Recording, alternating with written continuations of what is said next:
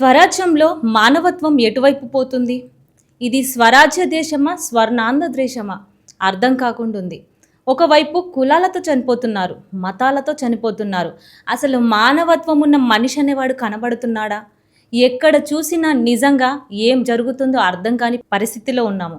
ఈ సభ్య సమాజంలో మనుషులు బ్రతకాలంటే ఎంతో కష్టపడుతున్నారు. కష్టంగా ఉన్నా కూడా బ్రతుకుతున్నారు. అలాంటి ఈ భారతదేశంలో మనం ఏ విధంగా ఉంటున్నాము? చచ్చి బ్రతుకుతున్నామా? అసలు చావులా ట్రీట్ చేస్తున్నారు.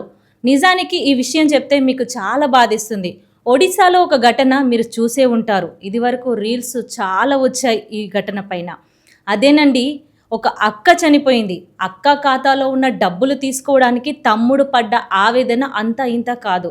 అసలు ఆ డబ్బులు తీసుకోవడానికి బ్యాంకుకి వెళ్ళినప్పుడు అక్కడున్న అధికారులు ఆ తమ్ముడి పైన ఎలా బిహేవ్ చేశారో నిజంగా ఇది చూస్తే యావత్తు ప్రపంచాన్ని కలిచివేస్తుంది. ప్రతి ఒక్కరు కూడా సభ్య సమాజంలో ప్రతి అధికారంలో ఉన్న వాళ్ళు ఏ విధంగా ట్రీట్ చేస్తున్నారంటే నిజంగా చనిపోయిన శవాన్ని కూడా, బ్రతికున్న మనిషిని కూడా చనిపోయిన శవంలా ట్రీట్ చేస్తున్నారు. ఇదేంటి అంటే ఇది రూల్స్ అని మాట్లాడుతున్నారు. అసలు రూల్స్ అంటే ఏంటి? మానవత్వాన్ని చంపేసుకోవడమా? మనిషిగా మనల్ని మనం గౌరవించుకోకపోవడమా? ఈ రూల్స్ అనేవి ఎందుకు పెడతారు? ఎన్నో గ్రామాల్లో నిజానికి ఇప్పటికీ మనకు ఉన్న హక్కుల గురించి కానీ పోరాటం చేసే వాళ్ళు ఎంతోమంది ఉన్నారు. అయినప్పటికీ ఇప్పటికీ ఎన్నో గ్రామాలకు అసలు మన హక్కులు ఏమున్నాయి, ఎలాంటివి ఉన్నాయి అని చెప్పేవాళ్ళు లేరు. అసలు మా హక్కులేంటి అని తెలుసుకునే ప్రయత్నం కూడా వాళ్ళు చేసే అవగాహన కూడా లేదు. అలాంటి వాళ్ళకి నిజంగా ఈ దుర్ఘటన చూస్తే చాలా కలిచివేస్తుంది. మన గుండెల్లో ఎన్నో విషయాలు హత్తుకుంటాము, కానీ అలాంటివి మనం ఎదుటి వాళ్ళకు ఏం జరుగుతుందని చెప్తామా? చెప్పము కూడా. కానీ పక్కన వాడు ఏమైపోయినా పట్టించుకునే నాదుడే లేరంటారు. అలాంటి సమాజంలో బ్రతుకుతున్నాం. ఇప్పుడు టెక్నాలజీ ఎంతో మారుతుంది, కానీ ఇప్పటికీ ఇలాంటివి జరుగుతున్నాయంటే అసలు ఏం జరుగుతుంది? అధికారం ఎక్కడుంది? అసలు ఈ చట్టాలు, న్యాయాలు ప్రతి మూలన వెళ్తున్నాయి. ప్రతి ఒక్కరికి న్యాయం చేస్తున్నామని రాజకీయ వ్యవస్థ ఎంతో గొప్పగా చెప్పుకుంటుంది. ఆ గొప్పతనం అంతా నిజంగా నిన్న ఒడిశాలో జరిగిన ఘటన వింటే అసలు నిజంగా ముక్కు మీద వేలేసుకోవాలి. అసలు ఏమైపోతుంది? ప్రతి గ్రామంలో ఒక బ్యాంక్ అధికారి ఉంటాడు.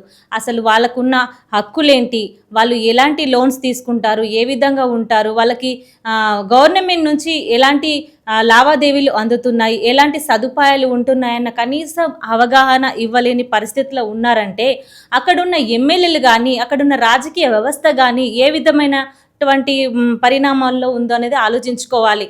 ఎందుకంటే ఒడిశాలో జరిగిన ఘటన నిజంగా చాలా ఘోరం. అలాంటి ఘటన సినిమాల్లోనే చూస్తాం.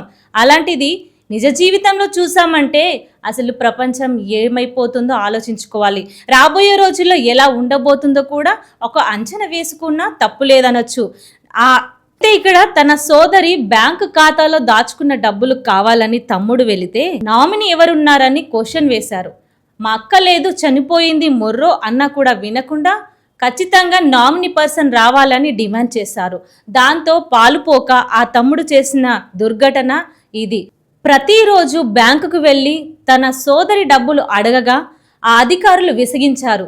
దీంతో అతను ఆవేదనతో తన సోదరిని తవ్వి పెట్టిన సమాధి దగ్గరికి వెళ్ళి అస్థి పంజరాన్ని తీసుకొచ్చి అధికారి ముందు పడేశాడు. ఇలాంటివి సినిమాల్లోనే జరుగుతాయి, నిజ జీవితంలో ఎక్కడ జరుగుతాయి? ఆ సోదరుడికి నిజంగా హ్యాట్సాప్ చెప్తుంది సభ్య సమాజం. మరి ఇంకేం చేస్తుంది? సాక్ష్యాలు లేవు, ప్రూఫ్లు లేవు, ఎలాంటి ఆధారాలు లేవు. మరి ఇదే ఆధారం అస్థి పంజరాన్ని తీసుకొచ్చి అధికారి ముందు వేశారు. మరి ఇలాంటి ఘటనలు జరుగుతూనే ఉంటాయా? మరి జరగకుండా ఉండాలంటే సభ్య సమాజం ఏం చేయాలి?